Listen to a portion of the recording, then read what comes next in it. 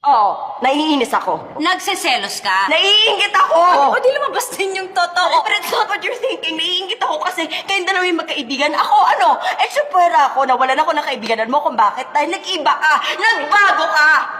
Nagbago ako kasi yun ang gusto mo, di ba? Paulit-ulit mong pinaramdam sa akin na wala akong kwentang tao kaya inayos ko yung sarili ko, kaya tumino ako.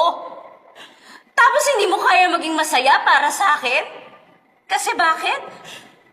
Kasi nagawa ko yun ng wala ka, nagawa ko yun ng hindi ka kasama. Mali ka. Wow! Mali na naman ako. Kasi ikaw yung palaging tama. Kasi ikaw yung nakaangat sa amin. Sa mga mata mo, kami yung laging mali, kami yung may dumi, kami yung palpak. Ikaw yung magaling, matalino, busilak ang puso mo. Gusto nga kitang tinutulungan kasi mahal kita. Gusto ko maging masaya ka. Hindi totoo yan. Ginagawa mo yan para sa sarili mo nang sa ganon bida ka.